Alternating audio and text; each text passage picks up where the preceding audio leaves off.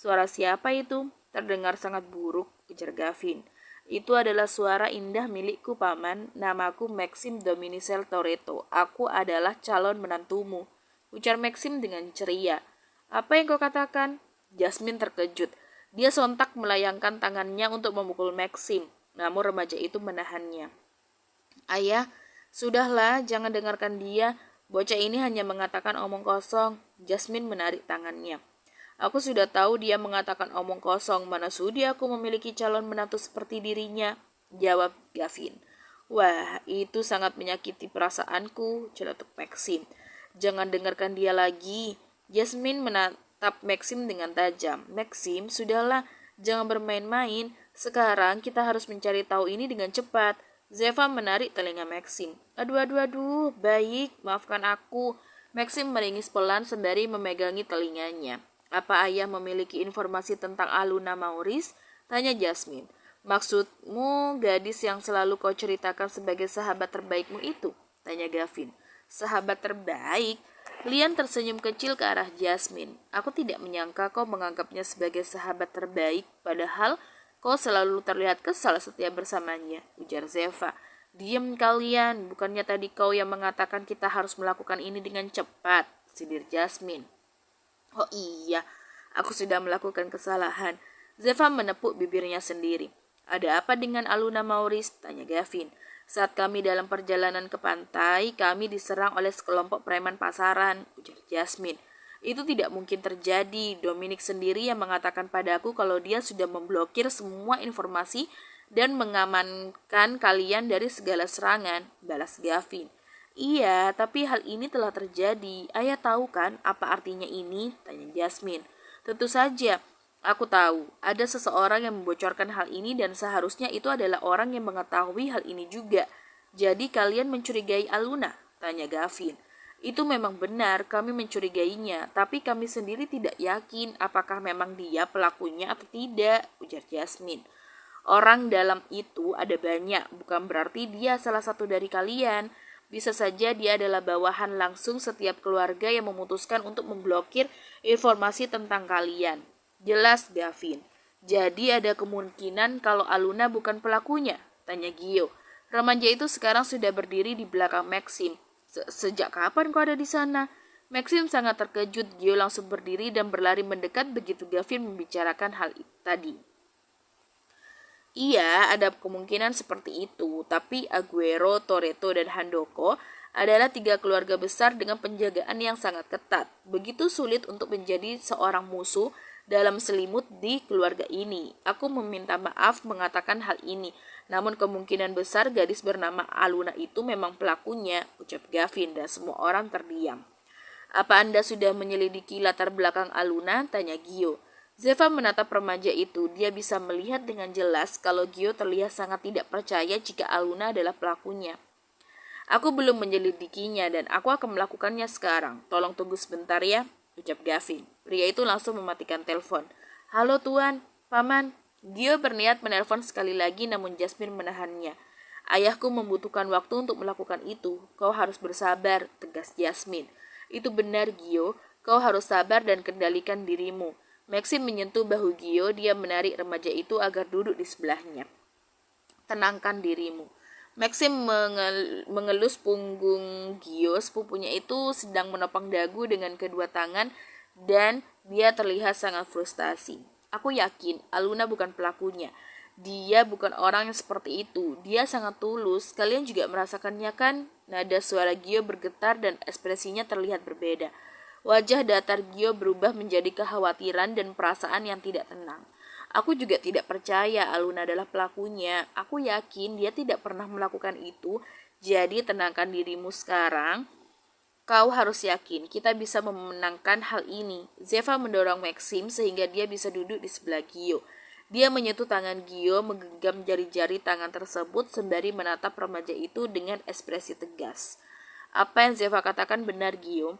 Jika kau tidak tenang, kau hanya akan menyakiti dirimu sendiri dan itu akan membuat pikiranmu jadi berantakan. Kau akan terus berpikir negatif dan jadi tidak percaya pada Aluna. Kalau kau memang percaya pada Aluna, kalau dia bukan pelakunya, maka kau harus membuktikan hal itu. Kenzo menepuk bahu Gio dari belakang. Gio menatap semua orang yang menatapnya dengan wajah segar.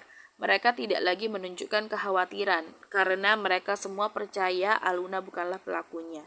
Iya, aku akan percaya. Terima kasih. Gio berhasil menenangkan dirinya. Ponsel Jasmine bergetar menampilkan panggilan dari Gavin. Gadis itu mengerutkan dahi karena Gavin menghubungi secepat ini. Apa ada yang aneh? Tanya Zeva. Iya, ini sangat aneh. Kenapa ayah menghubungi secepat ini? Seharusnya butuh waktu setidaknya 2 jam untuk mengumpulkan informasi. Jasmine mengangkat telepon tersebut kemudian menekan speaker. Halo ayah, maafkan aku gadis kecilku, ucap Gavin. Kenapa ayah minta maaf? Jasmine tidak mengerti. Aku tidak berhasil mendapatkan informasi tentang Aluna, jawab Gavin. Apa? Kenapa bisa? Jasmine sangat terkejut. Ada seseorang yang menutup semua informasi tentang dirinya. Aku benar-benar kesulitan untuk menemukan celah. Saat ini pasti ada orang besar yang melindungi gadis ini dari belakang. Penjelasan Gavin membuat semua orang kembali tegang. Ayah, itu tidak benar kan? Tolong katakan itu tidak benar. Aluna bukanlah pengkhianat. Dia adalah sahabat terbaikku, ucap Jasmine. Ini masih belum pasti karena aku masih belum bisa menyelidikinya dengan benar. Tapi jika kalian semua pintar, kalian seharusnya sudah tahu apa jawabannya. Aku tahu ini sangat berat, tapi beginilah hidup berjalan. Selalu ada musuh dalam selimut, selalu ada jarum di tengah balutan sutra yang lembut, ujar Gavin. Tidak ayah, itu pasti tidak benar. Aku percaya Aluna tidak akan pernah melakukan hal seperti itu. Dia adalah gadis yang polos. Orang seperti itu tidak mungkin, kan? Jasmine tidak bisa berkata-kata lagi. Maxim mengambil ponsel yang dipegang oleh Jasmine. Paman, apakah Anda bisa berusaha? Tanya Maxim. Tentu saja, aku akan tetap melanjutkan penyelidikan. Aku akan mengirim pesan lagi jika menemukan sesuatu. Tapi kalian harus bersiap untuk kemungkinan terburuknya. Gavin mematikan telepon. Semua orang langsung terdiam, tidak ada dari mereka yang berkata-kata. Hanya ada wajah kekhawatiran yang kembali muncul. Gio yang tadinya sudah berhasil menenangkan diri, kini merasa frustasi kembali. Dia bilang ada seseorang yang melindungi Aluna dari belakang. Dia pasti orang yang sangat besar sampai bisa mengalahkan kekuasaan ayahku. Jasmine menggigit bibir bawahnya. Tidak apa-apa. Kita akan menunggu kabar dari keluarga lain, balas Lian. Pintu kamar Zeva diketuk, kemudian Dominic masuk ke dalam. Halo anak-anak, pria itu melangkah dengan wajah yang tidak mengenakan. Orang-orang yang telah mengenal Dominic dengan senyumannya yang khas, langsung berdebar kencang. Mereka sangat takut karena tidak ada lagi senyuman di wajah Dominic. Aku dengar terjadi sesuatu. Dominic langsung melirik Gio yang tidak mau menatapnya. Apa papa menemukan sesuatu? Tanya Maxim. Sayang sekali. Aku tidak bisa menemukan sesuatu. Informasinya diblokir. Toretto kesulitan untuk menembusnya. Aku sudah mengerahkan seluruh hacker yang kami miliki dan mereka masih kesulitan sekarang. Jelas Dominic. Bahkan Toretto juga kesulitan. Lian sangat terkejut. Begitulah. Aku juga sangat terkejut dengan hal ini. Aku tidak menyangka Toretto akan dibuat kesulitan oleh seorang gadis kecil. Dominic memegangi kepalanya dan pria itu menghela nafas. Inilah sebabnya. Kita tidak boleh terlalu menyayangi orang yang belum jelas latar belakangnya. Cinta benar-benar membuat seseorang merasa sakit, ujar Dominic. Papa, hentikan itu, teriak Maxim. Remaja itu memberikan tatapan kesal ke arah ayahnya. Dominic memasang wajah datar, dia menatap Gio dengan lekat. Kau sudah jatuh cinta padanya ya? Tanya Dominic. Gio tidak menjawab. Ini sangat menyedihkan bukan? Pertama kali jatuh cinta langsung seperti ini. Tapi kita tidak bisa berbuat banyak. Jika anak itu memang seorang pengkhianat, maka kalian harus menerima kenyataan ini, ujar Dominic. Apa kita tidak bisa mengubahnya saja? Kita bisa mencoba merayu Aluna untuk bergabung dengan salah satu keluarga besar, ucap Kenzo. Bicara memang sangat mudah, namun aku tidak yakin dia bersedia bergabung. Orang yang saat ini menjaganya bisa saja setara atau lebih kuat daripada Aguero.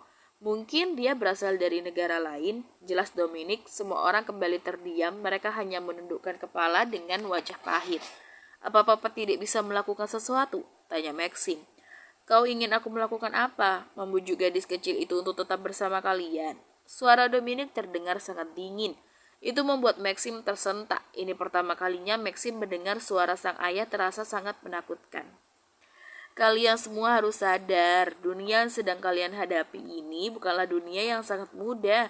Selama ini kalian telah banyak bersenang-senang. Kalian pasti melupakan kalau banyak resiko yang bisa kalian dapatkan.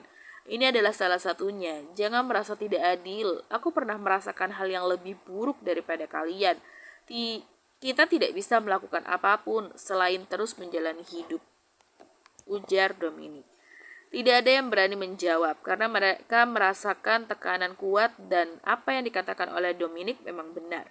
Mereka terlalu banyak bersenang-senang sampai melupakan kalau dunia mereka adalah dunia yang sangat jahat. Bahkan bagi dunia ini sendiri, pengkhianatan adalah hal yang wajar. Mereka sendiri yang belum terbiasa. Tenangkan diri kalian sekarang. Jika gadis itu memang seorang pengkhianat, tidak ada pilihan lain selain menghabisinya, ujar Dominic. Tapi paman, Gio, kau tidak bisa melakukan apapun karena kau bukan lagi bagian resmi dari Aguero. Aku harap kau tidak berbuat bodoh, seperti mencoba menyembunyikannya atau mencoba menyelamatkannya. Jika hari itu tiba, aku tidak akan menjadi seorang paman untukmu, ujar Dominic. Tubuh Gio bergetar kuat. Dominic membalikkan badan berjalan keluar dari kamar Zeva. Dia berpapasan dengan Lee yang hendak membuka pintu. Kau mendengar semuanya kan? Tanya Dominic. Iya, dan kau sedikit jahat, jawab Lee. Kau ini sedang ngelawak. Aku memang seorang penjahat. Jika aku bukan orang jahat, tidak mungkin aku bisa berada dan bertahan di posisi seperti ini sampai sekarang. Aku juga tidak akan bisa mempertahankan istri dan putraku, serta banyak hal berharga lainnya. Aku mengatakan ini demi kebaikan mereka semua. Mereka harus belajar kalau dunia ini tidak hanya tentang bermain dan bersenang-senang. Dominic berjalan melewati Lee. Pria itu menghela nafas dan dengan tingkah sahabatnya. Lee tidak bisa marah karena dia tahu Dominic sedang tidak bisa mengendalikan kemarahannya. Dia memasuki kamar kemudian menutup pintu dengan perlahan. Dia mendekati Lian yang sedang menatapnya dengan kedua mata berkaca-kaca.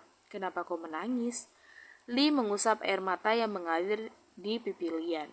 Apa Dominic menakutimu? Tanya Lee. Iya, paman Dominic sangat menakutkan. Ini pertama kalinya aku melihat paman seperti ini. Dibandingkan itu, aku sangat khawatir dengan Aluna. Aku yakin dia bukan pelakunya, tapi ayahnya Jasmine dan paman Dominic sampai mengatakan hal seperti itu. Aku sangat takut, Papa. Aluna adalah orang yang baik. Tubuh Lian bergetar dalam pelukan ayahnya. Kau pasti akan menganggapku jahat karena pendapatku sama dengan Dominic. Kalian terlalu banyak bermain-main. Sudah saatnya kalian sadar kalau kalian harus berhati-hati dan siap berkorban, serta menerima resiko atas apapun yang telah kalian lakukan. Ucap Lee selembut mungkin. Apa Papa juga merasakannya? Lian melepaskan pelukan, dia menatap sang ayah dengan lekat. Sebelum aku menjadi menantu keluarga ini, aku hanyalah seorang pekerja yang sering dimanfaatkan di ruang penelitian. Hasil pekerjaanku dipamerkan dalam pelelangan, namun dengan nama orang lain. Mereka mengakui semua hasil kerja kerasku sebagai pekerjaan mereka dan mereka membayarku dengan upah yang sangat rendah. Kau tahu apa yang aku rasakan saat itu? Aku merasa sangat menyedihkan. Aku memang memiliki kemampuan dan kepintaran, tapi semua itu tidak ada artinya dengan kekuasaan yang dimiliki orang-orang, ujar Lee.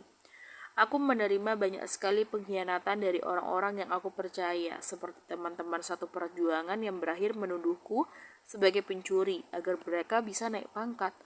Ada juga seorang rekan yang mengajakku kabur, tapi dia mendorongku sebagai umpan kepada para penjaga. Aku pernah difitnah oleh rekan saat melihat dia dan istri atasan kami berselingkuh. Dia menuduhku melecehkan wanita itu dan aku mendapatkan kesulitan selama ada di sana. Lanjut Lee. Aku juga pernah mencoba bunuh diri beberapa kali dengan meneguk racun buatanku sendiri. Namun aku tidak pernah berhasil mati karena mereka selalu mencegah hal itu. Jika mereka tahu aku mencoba bunuh diri, mereka akan memukuliku dan menyiksaku. Itu rasanya sangat sakit. Saat itu aku memiliki banyak sekali bekas luka di tubuhku. Setiap kali aku melihat bekas luka tersebut, aku akan teringat dengan kenangan pahit yang pernah aku miliki. Kenangan tentang pengkhianatan, tuduhan, percobaan bunuh diri, penyiksaan, dan semua itu muncul di kepalaku. Hari saat aku mulai mati rasa pada dunia ini, keluarga Handoko menyerang tempat kami. Itu adalah hari pertama aku bertemu dengan ibumu. Saat itu, aku didorong oleh para rekan kerjaku dari lift yang telah penuh, sehingga mereka bisa kabur dan meninggalkanku di sana. Saat itu, ibumu membawa sebuah senapan di tangannya. Di tengah kobaran api, dia terlihat sangat cantik dan begitu pemberani. Dia adalah orang yang menghantam kepalaku menggunakan senapan saat pertama kali kami bertemu. Begitu aku bangun, aku berada di ruang penyiksaan. Dia menawarkan kepadaku untuk bekerja sama dengan Handoko atau mati di tempat itu. Aku meminta ibumu untuk membunuhku, karena aku sudah tidak sanggup lagi untuk hidup. Tapi, dia malah membiarkanku hidup. Dia bilang itu adalah penyiksaan yang paling baik untukku. Beberapa kali aku mencoba untuk bunuh diri, tapi sebelum aku melakukannya, orang-orang ibumu selalu mencegahku. Aku juga pernah mencoba membunuh ibumu karena aku sangat kesal dan berhasil dibuat tersiksa olehnya. Aku ingat, dia menyuruhku untuk membunuhnya sambil tersenyum. Namun aku tidak bisa, karena aku sadar aku sudah menghabiskan banyak waktu dengan ibumu dan mulai memiliki perasaan kepadanya. Saat itu hidupku mulai jadi lebih baik. Aku bangkit dan menciptakan berbagai macam obat, termasuk salep untuk menghilangkan bekas luka, sambung Lee. Aku menghilangkan semua bekas luka di tubuhku, meski tidak semuanya bisa dihilangkan. Walau begitu, setidaknya aku bisa melupakan kenangan buruk yang selalu berkeliaran di kepalaku. Lalu setelah bekerja selama beberapa tahun, aku mengatakan kepada kakekmu bahwa aku mencintai ibumu. Aku masih ingat bagaimana reaksi ibumu saat itu. Dia terlihat begitu sangat terkejut, namun tidak menolak. Di sisi lain, kakekmu sangat marah. Dia berniat membunuhku dan pada akhirnya dia bertarung 1 lawan 1 dengan ibumu. Lalu dia mengizinkan kami menikah. Begitulah kehidupanku sampai saat sekarang ini. Lee tersenyum kecil setelah dia menyelesaikan ceritanya. Kemudian dia tersadar kalau ini bukan saat yang tepat untuk menceritakan hal seperti itu. Aduh, maafkan aku ya anak-anak, padahal aku berniat menceritakan kejadian buruk yang pernah aku alami. Tapi aku malah kebablasan, ucap Lee. Dia merasa sangat malu. Lee menatap anak-anak mereka semua, dan mereka semua memberikan tatapan polos ke arah Lee. Ternyata Paman Lee juga memiliki kehidupan yang sangat berat ya, ujar Zeva. Sekarang aku mengerti kenapa Papa selalu menolak setiap kali aku meminta Papa untuk menceritakan masa lalu Papa, ucap Lian. Yang ingin aku katakan pada kalian dari cerita ini adalah pengkhianatan pasti terjadi dan kita akan menghadapi banyak sekali masalah di masa depan.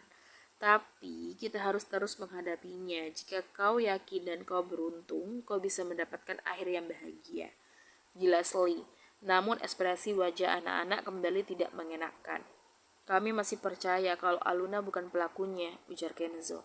Aku tidak akan meminta kalian untuk menganggap Aluna sebagai pengkhianat. Itu semua adalah keputusan kalian, balas Lee. Mereka kembali murung. Aduh, apa yang harus aku lakukan sekarang?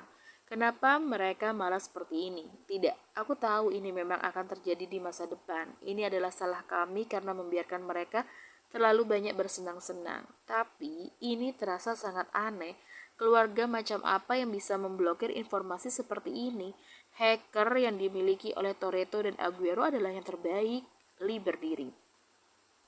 Aku harus pergi dulu. Tenangkan diri kalian, oke? Lee keluar dari ruangan meninggalkan anak-anak yang terus terdiam.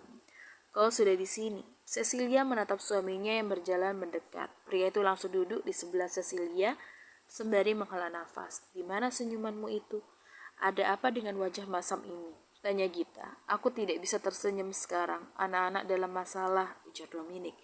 Itu aneh, kau selalu tersenyum setiap kali ada masalah dan kau bilang itu sangat menyenangkan, balas Violeta. Kali ini berbeda. Ini menyangkut mental anak-anak. Aku tidak bisa lagi tertawa seperti ini, itu, dan ini tidak menyenangkan sama sekali.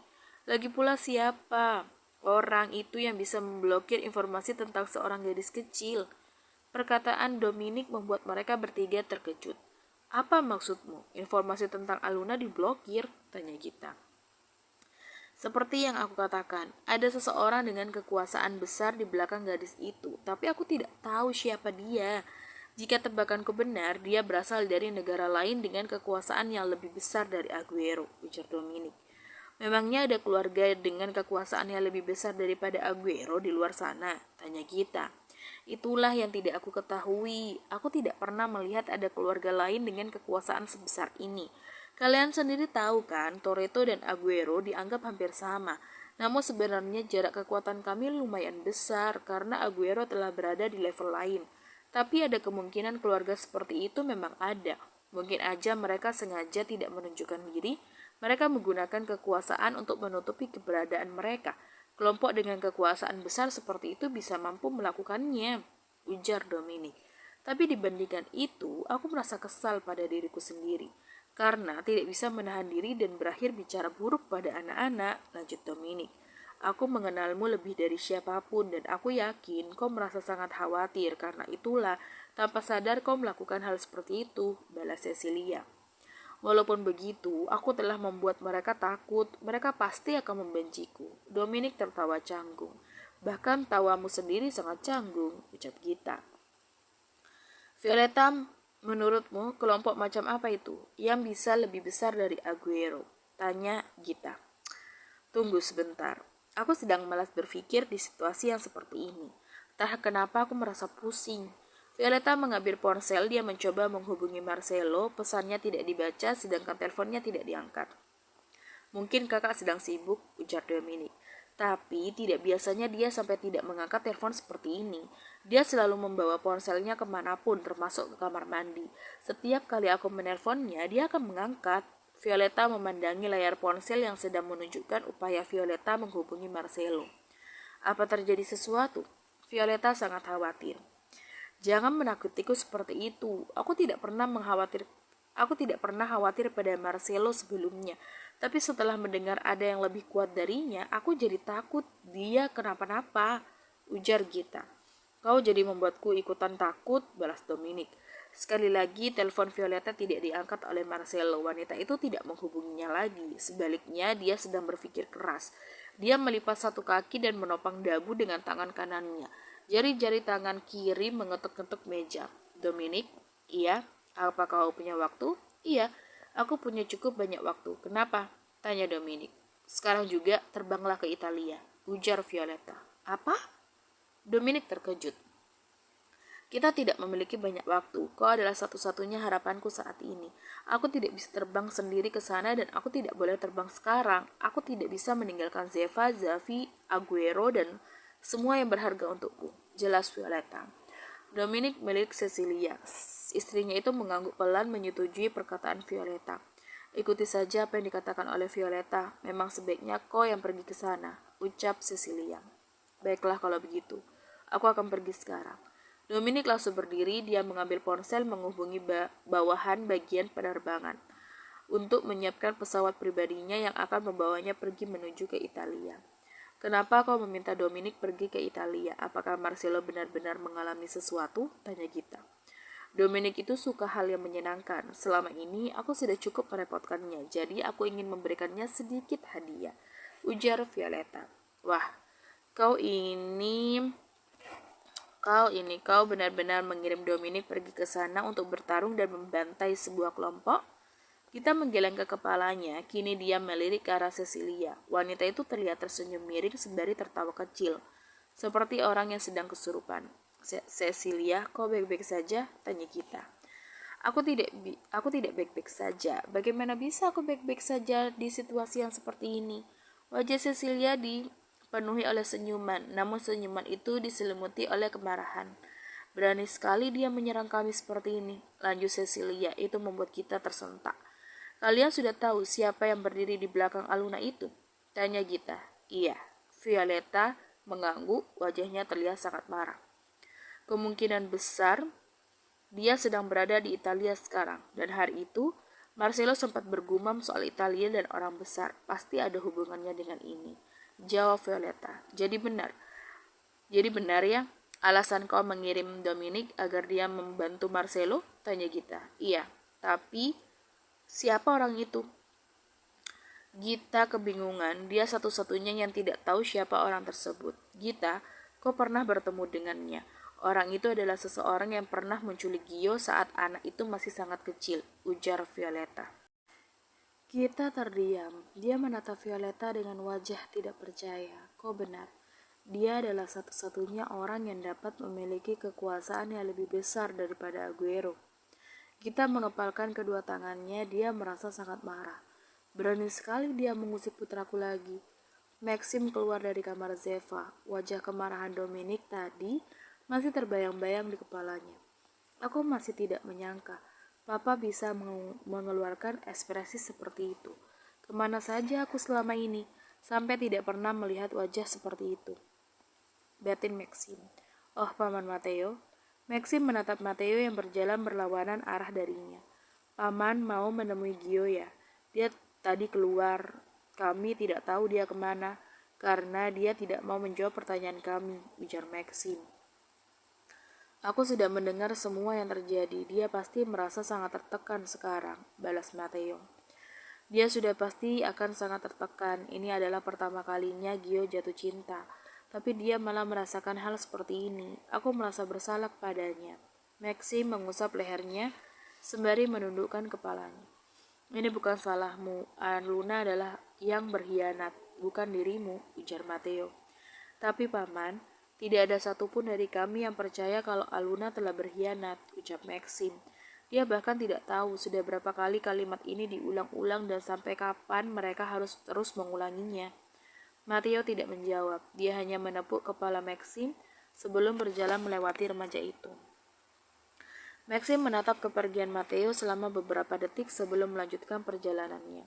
Dia berniat menemui ibunya untuk membicarakan hal ini. Tuan Muda Toretto, seorang pelayan mendekat. Nyonya Toretto meminta saya menyampaikan kepada Anda kalau beliau akan pergi untuk melakukan sesuatu.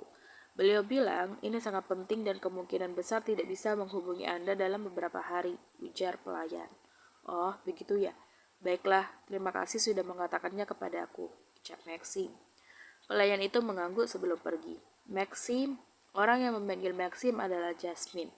Apa kau berniat meninggalkanku sendiri? Tanya Jasmine. Apa? Maxim terkejut. Kenapa kau pergi sendirian? Kau seharusnya mengajakku. Kaulah yang sudah membawaku kemari dan kau juga yang harus membawaku keluar. Lagi pula, Jasmine mendekat. Orang-orang di sini memberikanku tatapan aneh, bisik Jasmine. Itu karena mereka baru pertama kali melihatmu di sini dan mereka belum mengenalmu, balas Maxim. Kalau begitu jangan meninggalkanku dong, pinta Jasmine. Kenapa? Kau tidak mau ya berpisah dariku? Maxim tersenyum kecil. Enak aja. Kan sudah aku bilang, kau yang harus membawaku keluar dari sini dan aku tidak bisa terus diam di kamar. Aku merasa sesak. Yang lainnya tidak mau bicara. Tadi Zeva dan Kenzo sudah keluar. Hanya tersisa Zafi dan Lian di dalam sana.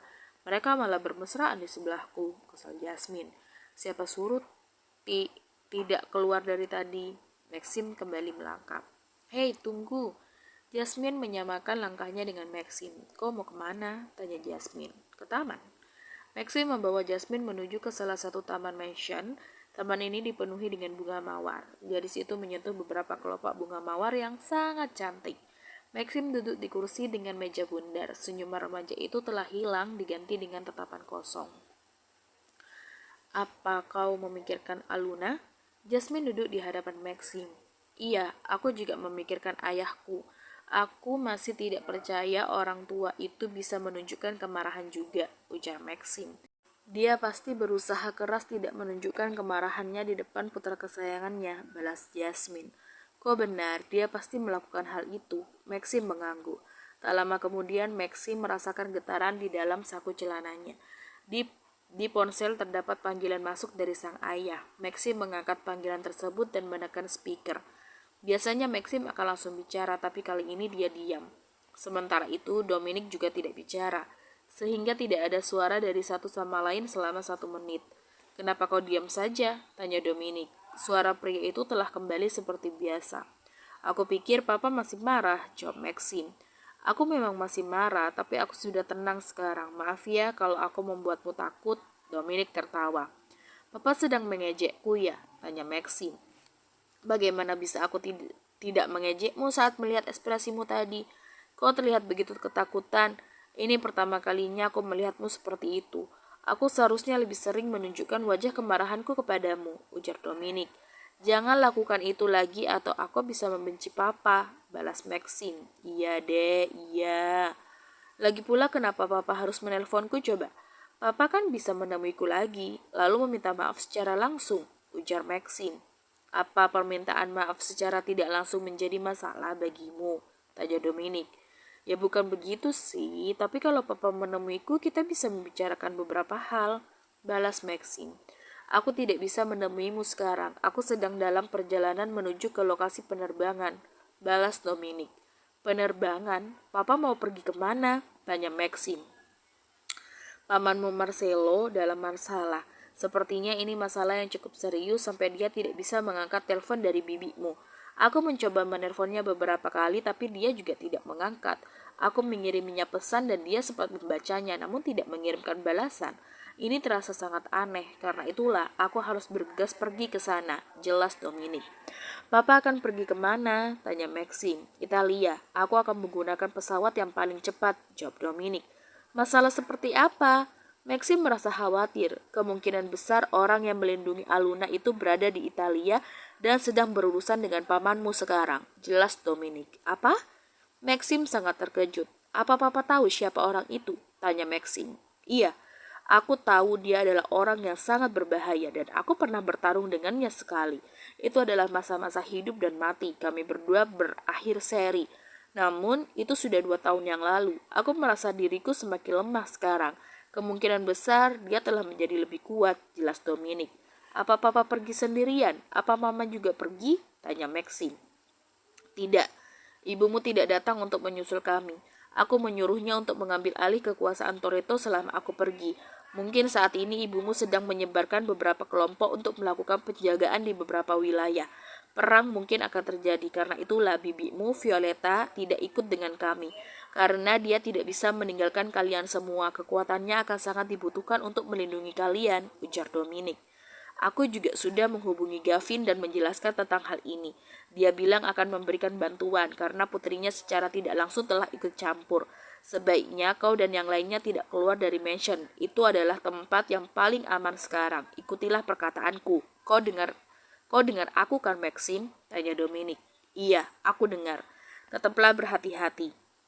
Papa juga. Tolong berhati-hati dan tolong pulanglah dengan selamat, pinta Maxim. Maaf, aku tidak bisa berjanji melakukan itu. Dominic langsung mematikan telepon. Papa! Maxim seketika panik. Papa! Maxim mencoba menghubungi Dominic, namun saat itu nomornya telah diblokir. Maxim, tenanglah. Jasmine mencoba menenangkan Maxim, namun remaja itu terus bergetar.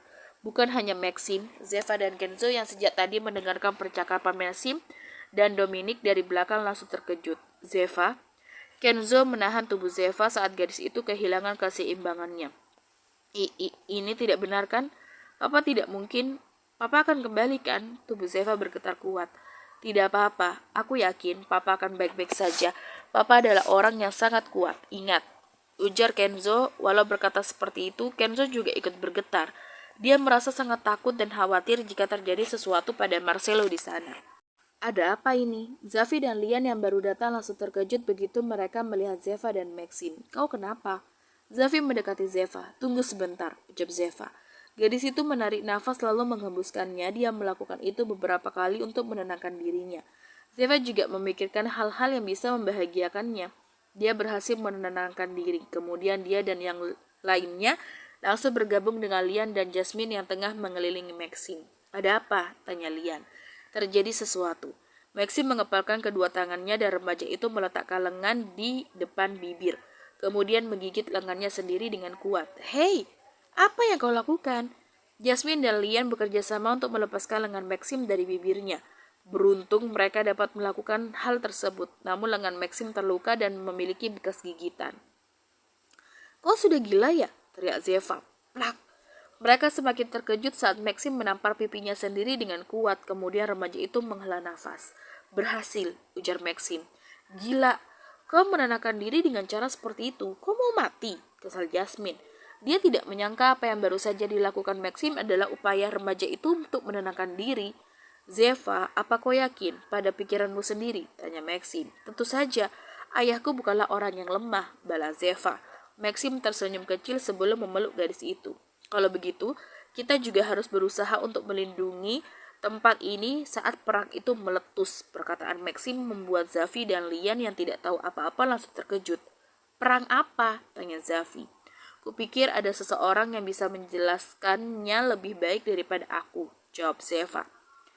Zafi yang mengerti langsung berlari untuk menemui Violeta, yang lain menyusul remaja itu dari belakang. Sementara itu, dia yang sejak tadi berdiri di belakang pilar dan membelakangi mereka semua terdiam. Dia dengan jelas bisa mendengar percakapan Maxim dan ayahnya dari telepon. Gio mengepalkan kedua tangannya dan remaja itu mengeluarkan ponsel. Dia melihat beberapa panggilan tidak terjawab dari Aluna dan puluhan pesan yang belum dia baca. Gio menatap semua itu dengan datar. Gio, Papa. Gio menatap Matteo yang berjalan mendekatinya. Apa kau baik-baik saja? Tanya Matteo. Tidak, aku tidak baik-baik saja. Gio menundukkan kepalanya. Ini bukanlah salahmu, ujar Matteo. Ini salahku. Jika dia benar-benar pengkhianat, maka ini adalah salahku karena sudah jatuh cinta pada seseorang yang seperti itu. Gio mengepalkan kedua tangannya. Jadi, kau sungguh mencintai gadis itu? Tanya Matteo. Iya, aku telah jatuh cinta padanya. Ini menyedihkan bukan? Maaf karena aku telah menjadi putra yang menyedihkan, ucap Gio. Kau bukanlah orang yang menyedihkan. Sekarang aku ingin bertanya padamu. Apa kau percaya gadis itu adalah pengkhianat? Tanya Matteo. Tidak, aku percaya dia bukan pengkhianat, jawab Gio. Baiklah. Matteo menepuk kepala putranya sebelum berjalan pergi.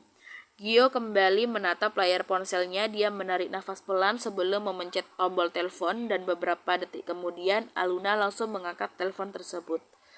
Gio, kenapa kau baru menelponku? Aku sangat khawatir, ujar Aluna. Gio, kenapa kau tidak menjawab? Suara Aluna terdengar sangat khawatir. Bisakah kau berkata jujur padaku? Tanya Gio. Iya, apapun itu. Tidak ada yang ingin kau katakan padaku? Apa? Oh, iya ada. Aku ingin meminta maaf karena sudah mengajakmu dan teman-teman yang lain pergi ke pantai tersebut. Kita jadi harus menghadapi masalah seperti ini gara-gara keputusanku. Aku benar-benar minta maaf, ucap Aluna. Bukan itu, tapi yang lain. Apa kau tidak mau mengatakan hal lain? Tanya Gio. Aku tidak mengerti, apa maksudmu? Gio, jawab Aluna. Sampai kapan kau akan berpura-pura tidak mengerti? Dia mengepalkan kedua tangannya dengan erat. Aluna tidak menjawab. Kenapa tidak menjawab, Aluna? Tanya Gio. Gio, aku sungguh tidak mengerti apa maksudmu. Kau membuatku bingung. Tolong katakan saja jika aku membuat kesalahan. Aku akan mencoba memperbaikinya, ujar Aluna. Gio, kenapa kau tidak menjawab? Gio menutup telepon. Remaja itu menggigit bibir bawah dan mengusap air mata yang sudah mengalir. Menyedihkan. Aluna menatap telepon yang dimatikan sepihak dan gadis itu menatap layar ponselnya dengan wajah yang datar. Apa dia sudah tahu?